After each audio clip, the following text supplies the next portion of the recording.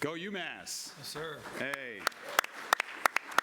Welcome to our press conference today from the Marty Jacobson Football Performance Center. Thank you all so much for being a part of this.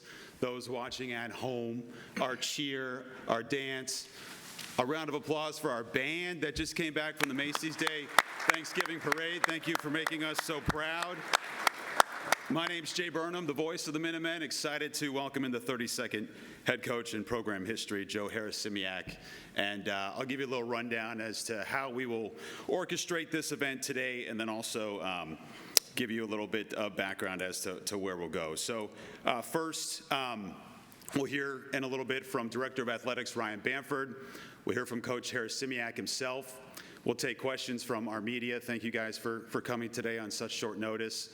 And then we will allow photo opportunities. We'll break out into one-on-one sessions in front of our backdrops here to give you a chance to ask more in-depth questions that you might not get in the first round. So with that said, I'd like to thank our staff who worked tirelessly throughout the last month, including last night and a 31-point victory for women's basketball against Northeastern. I saw Coach Mike Leffler here. Had to bring it up. Congratulations to them, and we're super excited for where they're going. So before we hear from those on the dais here, I'd just like to welcome a guy that is, we're adding some big pieces to UMass athletics.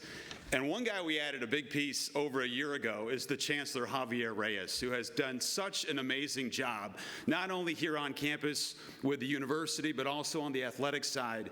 You'll see him at track meets, you'll see him at the Mullen Center, you'll see him at soccer games all over campus. He has been ubiquitous, and he has been such a supporter for UMass athletics in helping us go into this new chapter as we bring the entire athletic department into the Mid-American Conference. So I'd like to welcome up Chancellor Javier Reyes to say a few words and thank him for his support.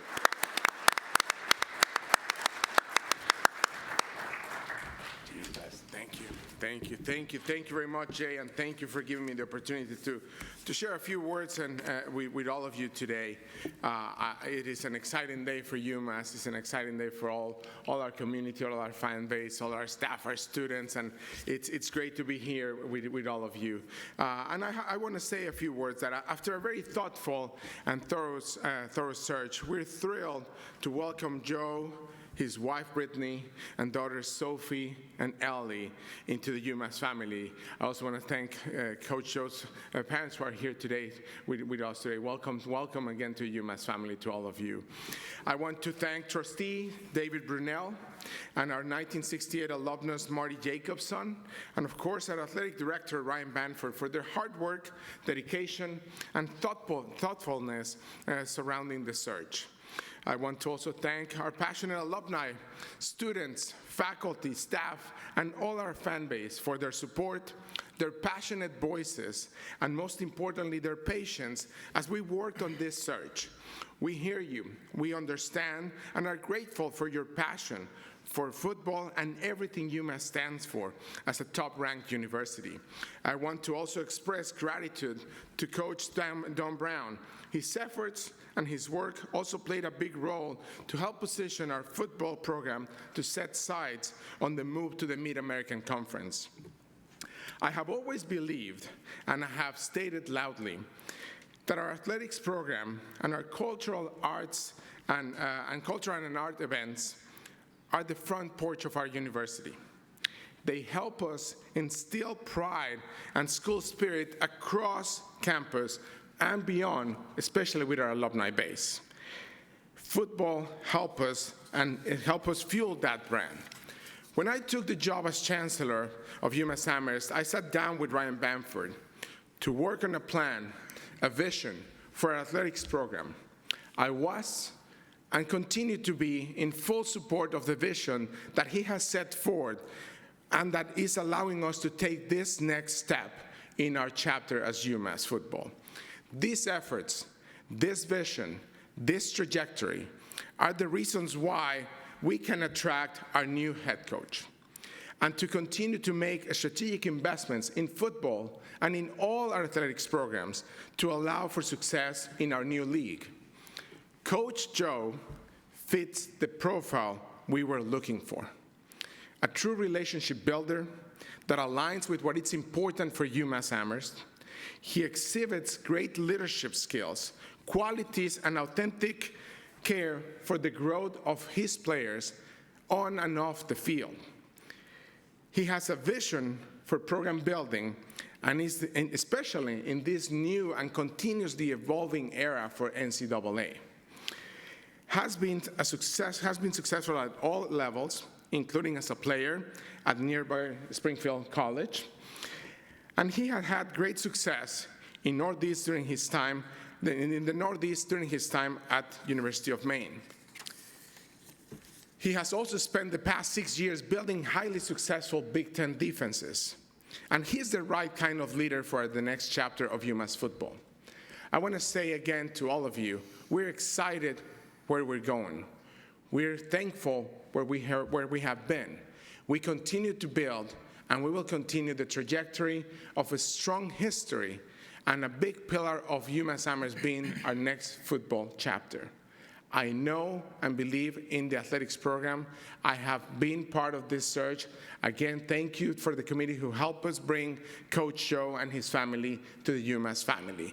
This is our next chapter. And with that said, I just want to say again, I am so happy to welcome Joe, his wife, Brittany, his daughters, Sophie and Ellie, and his parents to the UMass family. Thank you very much.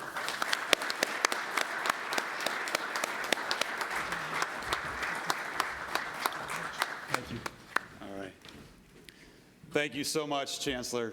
It's been awesome to have you around all of our programs this past year plus, so certainly it's been a pleasure. I'd just like to remind the media that in your packets you have quotes, you have releases, and you have other information. If you need anything else, you can contact myself or Dan Colleran for additional information. Before we get to meet Coach Joe, we'll bring up here Ryan Bamford, our Director of Athletics, who's certainly been busy the last couple of weeks with, of course, all of our fall sports and some still going on, including men's soccer, which will play on Saturday out in Denver. We'll all be, of course, rooting for them, watching from afar, and hopefully bring home another victory for UMass Athletics. But I'll step aside and let Ryan give us a little insight as to how Coach Joe got here and what this means for the university. Ryan. Thank you.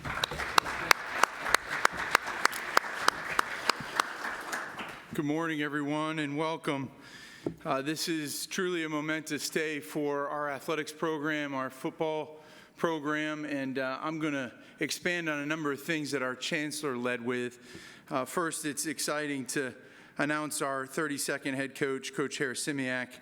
I also want to welcome Brittany, Sophie, Ellie, Joe's parents. Obviously, the five of you have had an enormous impact on shaping our next head coach and his life and his legacy as a coach. And I give you a lot of credit because you've raised a wonderful young man, and to have such a beautiful family and two well-behaved young women who I could tell you if my two boys were here, they would be running circles around this room. So congratulations on that. Before I speak about Coach Harasymiak and our process, I want to echo the thank you that the Chancellor extended to Don Brown. In 2018 and in 2021, when we conducted searches for the head coach of this program, we were an independent program. And it was a challenging environment for us in both of those searches. And it was really hard to sell what was next and the vision for success in football here at the University of Massachusetts. And I give Don Brown a ton of credit for not flinching, for believing in what we could be in 2021 coming out of a pandemic. Nobody really looked at this job as something where there was an opportunity for growth. And to have Don come back 3 years ago, having led some of the best defenses in the country at both Boston College and Michigan, and obviously his prowess as a defensive coordinator, really a defensive mastermind, to take a stop at the end of his career and to be back here as our head coach is remarkable. And again, I said he didn't flinch, and he came here, he had an amazing work ethic, and he did all that he could to help us win. And one of the main reasons why we were able to get into the Mid-American Conference is because Don Brown legitimized this football program in a number of ways. And for that, he deserves our praise and our gratitude. And I will tell you that as part of this search process, there were three things that were evident as we explained what this university was going to do to commit to football. And the three things were evident to coaches and agents were these. They were that our football program was in a good place because of the work that Don and his staff and the young men in our program had done. And I give the young men in our program a ton of credit. The last 2 weeks, they played their hearts out in a really challenging environment at Georgia and obviously home here against a rival in UConn. I'm extremely proud of their diligence and their resilience. But the work that they did set us up for future success. The second thing was our inclusion in the Mid-American Conference. That was something that removed a large impediment from success. No longer being an independent program was really instrumental in this search. And the third thing was our investments. And I think some of you have read about those investments over the last week. And we're very serious about how we take a step forward as it relates to the investments in this football program. And I want to talk a little bit about that before we go on and I introduce Coach Harasymiak. The investments that are about to occur, not only in football, but our athletics department, don't happen without tremendous leadership. And it starts at the top. It starts with our trustees, Steve Karam, the chair of our board, his interest in advocacy for athletics, understanding the strength of a good athletics program and what that can do, especially at a strong public research university like ours. David Brunel, our trustee and chair of our athletics council, his belief in what it can do, a former Division I student athlete, football player in his own right, successful businessman, understanding from the Commonwealth, lives in the Commonwealth, what the flagship athletics program and football program can do for the strength of this state. But it doesn't happen without unbelievable leadership on our own campus. And our campus leader, Javier Reyes, since he arrived here 18 months ago, has been an absolute inspiration, has been a tremendous partner, has had a vision that's aligned with ours to make sure that we set up the next decade's worth of success in athletics for everyone who comes after us and to make everyone who came before us proud. And so with that collective vision, we set out a number of strategic investments. And I'll be happy to say that when the portal opens, we all talk about the transfer portal. When it opens next week, I will share with our various stakeholder groups the vision for UMass football. And later in the spring, as we understand how the NCAA will roll out what's ahead for college athletics, we will roll out our entire vision for this athletic department. And it'll be a 5-year strategic plan. But I want the football elements to be known now. And so next week, our stakeholder groups will get that. And what you'll see is that we're ready to meet this moment. We're ready to meet the moment of going into the Mid-American Conference. We're ready to meet the moment of creating additional benefits for our student athletes. And we're ready to meet the moment to give Joe Harasymiak the resources to win. And the last group I want to thank in terms of investment is our football alumni and our various stakeholders, fans, and those who care about this program, because it's been a decade plus of lean years in this program, a program that has had a legacy of success, 50s, 60s, 70s, 80s, 90s, 2000s. This program is unbelievably successful, and we are so proud of that. And we want to get it back to a high level of achievement to make sure we recognize those people who came before us. And I want to thank those men especially who have stayed with us, stayed supportive, and have assisted us in trying to build a winning culture and a winning program. In terms of the search process, the Chancellor referenced it. Dave Brunel was instrumental. Dave's connections in college football, having 2 Division I student athlete sons that are currently playing football, was instrumental in this process. he also looked at this through a different lens, not just as a trustee, but also somebody who cares deeply about the sport of football. And then it's no surprise to anybody, we're all standing in the Martin Jacobson Football Performance Center, a man who has shown up time and time again for this university and this program.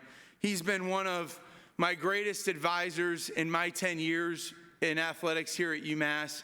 I am so grateful for his leadership, his advocacy, and for his advice and counsel. And so to Marty and to Dave, thank you for your great work to help us land an unbelievable coach and leader. We had a purposeful search. It was thorough. UMass sells itself. There's no doubt about that. I've found that every time we've tried to recruit somebody to this athletic department, it sells itself. But now, with everything we've done to set this program up for success, the football program stands on its own as well. And this is a job and a career move that we could now sell. And it led us to Coach Harasymiak. I'm proud to say that he's the all-time leader in interceptions at Springfield College, a place that's important to me as well. I got my graduate degree just before Coach Harasymiak got to Springfield. But you can imagine the impact that he had, and for any of you that read the comments of Coach DeLong, a longtime successful coach of the Pride who coached Coach Harasymiak, I have a ton of respect for Coach DeLong. Those were pretty powerful statements about you, Joe. And in Joe, we have somebody who, through humble beginnings, has really taken unbelievable steps to develop himself. Through sheer will and talent, he's emerged as a positive and confident leader, taking programs that have been in challenging football environments and has found success, driving success at Maine, championship success, driving all the way to a national semifinal appearance, an FCS National Coach of the Year award, to 2 Big Ten under-resourced programs, frankly, and helping them drive achievement in football.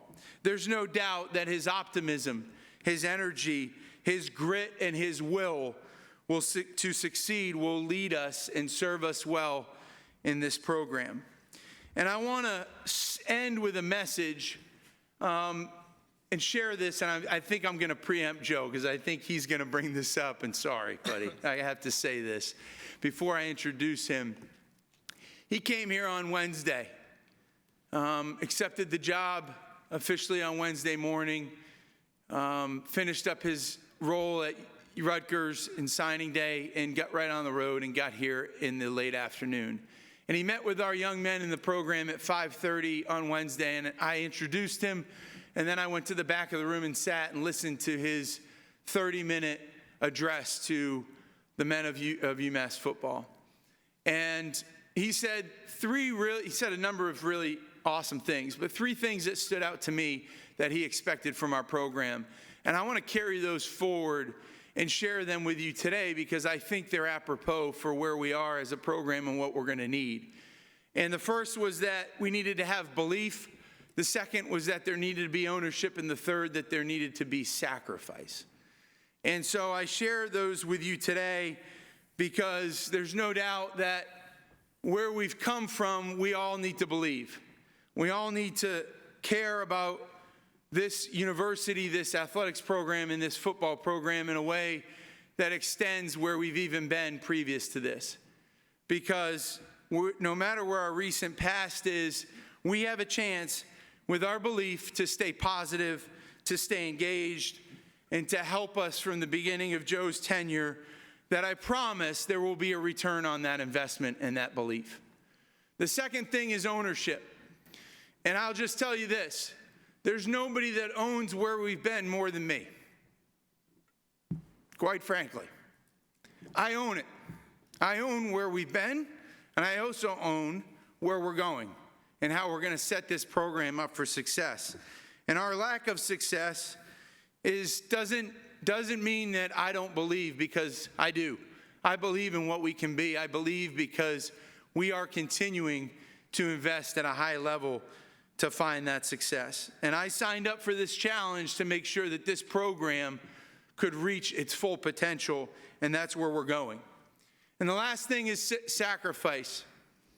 I promise that everyone in our department, you've heard it from our university leader, that we will do everything we can to put this program first, to make sure that it's set up for winning, and to make sure that you all realize that the time to win is now. The time to win is now. We will give our young men a tremendous experience, and we will win. And you all will be proud because of those efforts. And at this time, it's my pleasure to introduce to you the 32nd head coach of football at the University of Massachusetts. You've surely read about Joe in the last 48 hours. You'll hear from him today. And as you see in the content we will put out for months to come, his relentless energy, his value system, and his vision for this program. It's awesome. This new era is exciting, and I'm so happy and thankful that you all are going to be a part of it. Please join me in welcoming Joe Harasymiak.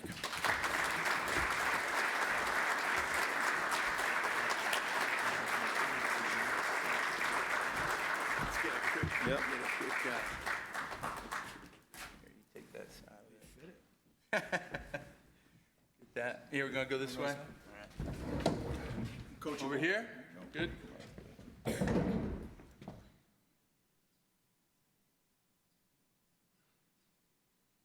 You got the name on the back for you. It's fit. That's good work. Good. That's good work by Ben, our equipment staff. All right. Thank you. First and foremost, thank you for everybody being here. I'm extremely grateful for this opportunity, and I think that's the first thing that going throughout this process, I'm just grateful to be a part of it and then ultimately be chosen. So I'm going to start with some thanks because that's how I got here. So first of all, my family, do this. Britt, my wife, she's got the hardest head job in the country. It's not this one. It's not any other one. She's everything. My two daughters, Sophie and Ellie, I love you so much, okay? And, it's funny. Everyone talks about me being a head coach. This morning started with an 8:53 call to her, and I'm like, hey, do you have my socks? and then I instructed one of our guys, Jake, our GA. I was like, hey, dude, I need a belt. So she picked up my suit yesterday because I'm not a big suit guy, never been, but we had to pull together as a team and figure that out. But she's the reason I'm here, and I love you. Next, my parents that are here. I am who I am because of them, and I thank them every day, and I wouldn't be here without you. So thank you. All right, good. Now I can focus. Okay. Chancellor Reyes, Ryan, Marty, all right, and David. It was Thanksgiving night at about 8 o'clock because we were getting ready for Michigan State. And, I still had a job at Rutgers, and I said, hey, listen, I want to get together, but it can't be at the, expense of my team now. And that was a date and time. We figured it out. I literally walked in the door. I didn't even eat. And I went in my office, and from the first moment that I sat down, and I've been fortunate enough to be on some of these Zooms over the last couple years, there was passion, there was a vision that had intent, and that's what got me excited. People that care about this place. And that's eventually why I go up to Hartford, I sit down with them face to face, and again, I see, when you meet people, people can always lie with their mouth. They can never lie with their eyes. And from what you just saw here and these guys, I could tell in their eyes that there was nothing going to get in the way of myself being here and then ultimately us doing what we need to do. So I thank them from the top to believe in me and then ultimately give me this job. And I thank you very much for that. I want to thank Springfield. Me and my wife went there. Both athletes shaped me into who I am. Coach DeLong, if you're watching, I'll call you back. I will, I promise. I have about a bunch of voicemails, and I have a bunch of text messages. I promise I'll get back to everybody. But Coach DeLong, I can't thank him enough for taking a chance on me, allowing me in his program. Mike Sarasulo, who's still there as the head coach, good luck this weekend. They have a game up at Cortland, so I'm sure they'll get it done. Can't thank him enough. And then Jack Hollick, who's my defensive coordinator, I want to thank them. So that place hardened me and made me who I was, and it's great to be back. And then finally, just some thanks to the head coaches that have given me an opportunity. Starts off with Chris McKinney, who was at Maine Maritime at the time. Took a chance. I was student teaching in Northampton High School, and I remember just standing there looking, and they weren't listening at all. And I was just like, this is going to be a life. And, he gave me my first chance. And I went up to Maine Maritime. I believe it was a $3,000 stipend. I lived in an apartment, and all I did was coach football. I actually had to teach a tennis class, so that was sweet. But after I did that all day, that's who I wanted to be. And that's why I knew that was my path. So first starts with him. Jack Cosgrove at Maine gave me a shot to get in the door at the Division I level. Kazi and his family, we just exchanged family photos yesterday. Can't thank him enough. He gave me the chance to be a head coach as a 29-year-old kid that was not ready. No chance. But he believed in me. He believed in me, and he set me up for success. And I thank him. Next was PJ Fleck at Minnesota.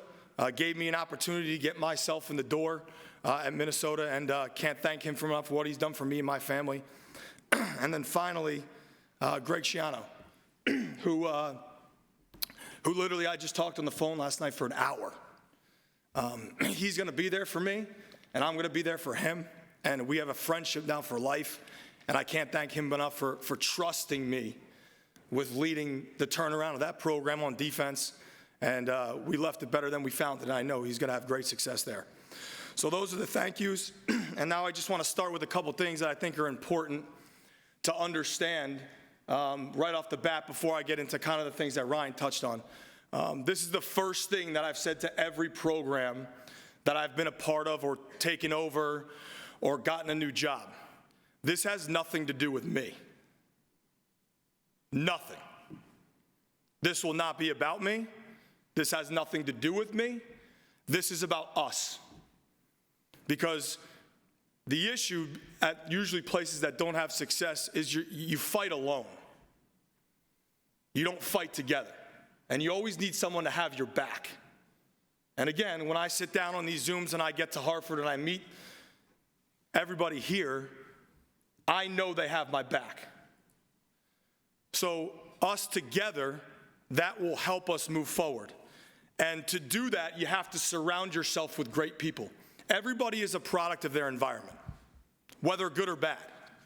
And we will set the tone here of creating a great environment for our student athletes, one that is demanding, accountable, but also fun. But I wanted to start with that and make sure that everybody understands, yes, we're introducing myself and we're talking about me, but it couldn't be farther from that. And this is about us together moving forward. With that being said, a message to a very passionate fan base, that wants to win. And you don't want it any other way. But winning is the result. That's what everybody focuses on, the result, the down the line. It's going to be about the process, about how we go to work. And all I hear about, right, and all I went to school, I never realized it. You always talk, I'm from Jersey, and you always talk about hardworking people. There's hardworking people here. That's what I learned by going to school in this state. There's people that put their head down, they work. And that's what we're going to need to do. And to the fans that are wondering how are we going to do this, how are we going to build it, it's exactly what Ryan just talked about. Okay, the first thing is everybody in the room, everybody that's listening, you have to believe that it's going to happen. And when you don't believe, there's a lot of darkness, a lot of doubt that creeps in. And any doubting man, right, is unwavering in everything he does. There's doubt that will fill his life. So we need to be the light. That's what the fan base needs to do right now, the alumni, everybody in the room. You need to be the light and we need to shut out the darkness. Because there's been a lot of darkness. There has been. But there's also a chance for there to be a lot of light. And when you start to be the light, it's contagious. And if we were all sitting in a dark room here and I gave Ryan a candle, and then we passed it around, eventually the room would fill up with light. And the darkness wouldn't be here anymore. So we have to believe in each other and have each other's back, and that's the first step. Because if that doesn't happen, you can't progress forward. The second is ownership. I spoke to the team twice already. Okay, we started with that, and then we went to ownership. Ownership to me is you have to understand that everything in your life is a result of your choice and your action. You can't blame, you can't complain, you can't defend. You have to take ownership for your actions. And that's what we will always do. That's what Ryan just did. That's why I believe in him. Because you don't get passionate and talk about something if you don't believe in it and you don't take ownership for it. So if we believe in everybody and what we're trying to do, and we take ownership for our actions on a daily basis, that will lead us to the most important thing, is sacrifice. And that goes back, it's not about me. It's about loving you more than I do myself. And I'll finish with this story that I shared to the team, on Monday. And I've heard this referenced in other ways, but there's no other better way to put it than what someone came and talked to us as a team. And it impacted me, and it will impact me for the rest of my life, because it was something I've always talked about, but I could never portray it in the way that he did. So this Navy SEAL came. We were 4-4. We were reeling at Rutgers. Reeling. Defense not playing well. We had to find some light, because we were kind of stopping to believe. Ownership. We needed some light. And we had this Navy SEAL come. And I talk about not fighting alone, and I talk about being together. They do this drill that he talked about. They put you in the middle of a gym. Picture your old high school gym. Dirty floor, whatever. They put you in the middle of the gym, and they put a hood over your head. And you're standing there isolated by yourself. And then all of a sudden, one guy stands behind you, and he pulls the hood off. And at you come running 5 people. And you have to defend yourself. So, in reality of the situation, you might fight off the first guy. You might get a second guy down. But eventually, you're going to lose. He talked about a Navy SEAL has never won that drill. Ever. In the history that he's been doing it. And I believe he was there for 20 plus years. Never won the drill. Because eventually when you fight alone, no one's got your back. You only see forward. You need people to have your back. So the next part is they do the same drill. They put 5 people together, back to back, same hood over their head. But when you stand there and you feel the presence of someone else, a belief in you that someone has your back, that they'll take ownership, it doesn't become about defending yourself anymore. It becomes about fighting for other people.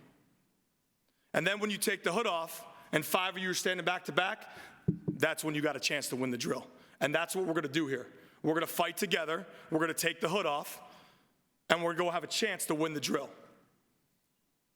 Sometimes you win, sometimes you don't. But I know when you fight alone, you got no shot. So we promise to fight together from the top, all the way from Chancellor Reyes, all the way down to me. We will fight together, we will take the hood off, and we will get across the room. And that's what we're going to do. Thank you for your time. Appreciate it.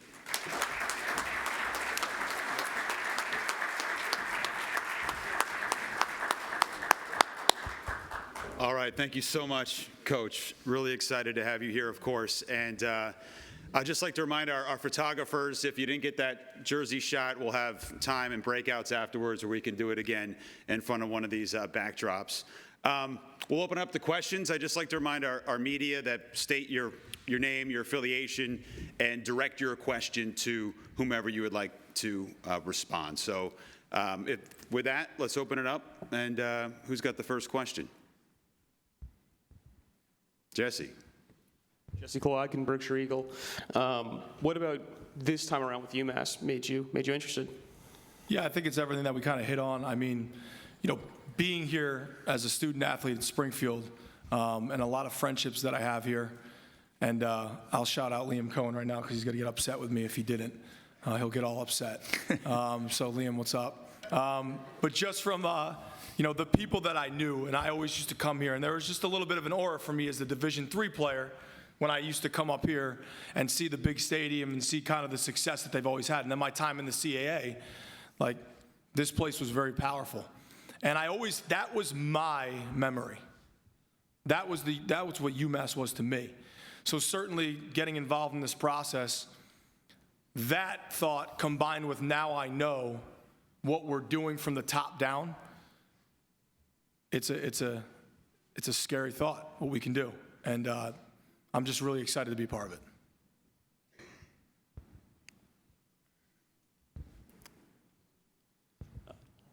Dean Wendell, Massachusetts Daily Collegian. For Joe, you spent 3 years at Maine as the head coach. Now you're here. Is there anything unique about recruiting and building a program in the Northeast? Yeah, I think it starts where you are, right? Home is where your feet are, and we'll have a detailed plan for that. But I think what I realized at Maine is the first part about recruiting is you got to get people that believe in what you believe in. Right, and now with everything that's going on in the wave of college football, I think that gets lost a little bit.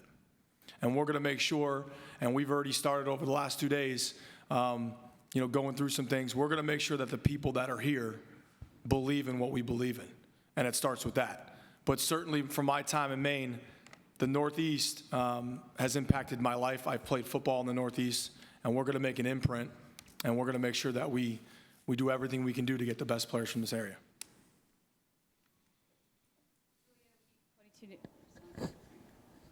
Is it on? Okay. Julia O'Keefe, 22 News. I understand that you're coming right from Rutgers. How are you navigating this transition from New Jersey right to the Northeast? Quickly. I drove up, I think it was Wednesday? Yeah, Wednesday. And I literally felt, I told Britt, my wife, I felt like I was going back to school. I felt like I was going to be late for a coach and a long team meeting. So I was driving. But just that drive for me, certain signs, certain just memories start to pop up, and you just start getting more and more excited. And then certainly now taking over the program, it's a part that I'll reflect back on all my past experience, Rutgers, Minnesota, Maine, and we're gonna take our time and make sure we make the right decisions. And I think that's the one thing that I've learned over the years: don't be wrong quickly. Take your time, assess the information, and make a decision that's best. Jacob Repper, WMUA Sports. How big of an impact does being in a conference have on your ability to coach in your football program going forward? It's gigantic. I mean, the work that they've done, Ryan, everybody, to put ourselves in now a position to have a sight, to have a vision to win a league championship, right? To win a conference championship, because that's where it starts, right? You have to be a champion in your own conference, and then you move forward. And with now the ability to do that, right, obviously the scheduling, what it does for your fan base, playing the same teams, developing that on a year in and year out basis. And certainly we're proud to be in the MAC. I've been associated with the MAC my time in the Big Ten, the CAA. I've played teams at Maine, Minnesota, Rutgers, and you never wanted to mess with a MAC team, especially in the Big Ten. You knew what you were getting, and I'm just excited to be part of that. And when we show up on the schedule, that's what we want that team to think. Howard Herman, Berkshire Eagle. Ryan, what was the pool like for the coaching candidates, and how quickly did you zero in on Joe? We had a really great search, Howard. A really quality pool of candidates. I think what demonstrated that, obviously, where our program was, the opportunity to go into the Mid-American Conference and the investments in the program, I think really created a buzz about this job. I'll tell you, I had one agent very early in the process, a really significant person in college football, say, this isn't the same old UMass. my clients are really interested in this opportunity. And we focused in on Joe pretty quickly. I talked to his agent. Joe said it. He is committed to where his feet are, and that's a tremendously respectful approach. And I think Dave and Marty and I really appreciated that he was so focused on who his next opponent was at Rutgers and wanted to make sure that he was doing things the right way. We met with him the first time on Thanksgiving evening. And I credit Marty and Dave for stepping away from their families for a couple hours to make sure that we could get with, and Joe to step away to make sure that we could connect. And I think we worked pretty quickly from there after he had beaten Michigan. They had beaten Michigan State, making sure that we were organized going into this next week. And so it was a really good process. We learned, these searches, you learn a lot about yourself and telling your story and what's going to happen here. And we don't, we believe, and that level of interest and belief in UMass was apparent, and it was really awesome to see. And I think we landed in a tremendous place with Coach Harasymiak. Jesse Clark and Berkshire Eagle. When you look at the landscape of college football, and it's dominated by the South and by the Midwest, and Northeast is often looked down upon. And as someone who's from the Northeast, who played collegiately in the Northeast, who's coached in the Northeast, what does Northeast football mean to you? And what do you think you can do with it? Yeah, I think I'll start with it shaped my life. I grew up playing football my whole life. Started very young. Probably shouldn't have started as young as I did. That's the credit to her. But it made football teaches to me everything that a man should be about. And that's why ultimately I'm here. But certainly over my time in New Jersey and then playing collegiately up here and going through most of my career in the Northeast, we're tough. It's what we are, right? It's going to start with that, and I don't mean physically. Everyone talks about physical toughness. Well, you can't be physically tough if you're not mentally tough.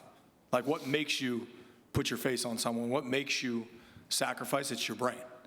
And I think there's just incredibly mentally tough people that I've always been around in the Northeast. And I think that's a little bit because we don't get respected as much as we should. Okay, Coach, can I ask one? Jay Burnham, voice of the Minutemen. Yeah, Nice to meet you. Nice to meet you, too. Did you get any turkey? Anything on Thanksgiving? What did I have? No, I had leftover pizza. Yeah, I had, and Brussels sprouts. That's what I had, for real. Got to get those veggies. Okay, so before we get to our breakout sessions, can I make this request? Can I ask our world-famous marching band to play a little ditty as these guys walk off stage? Is that doable? Line it up. All right. So, guys, thank you so much. We're going to get into breakout sessions here for our media to do one-on-ones, ask a little more in-depth questions if you like, and also get some more photo opportunities. So, can I hear? Good job. Let's go. Yeah.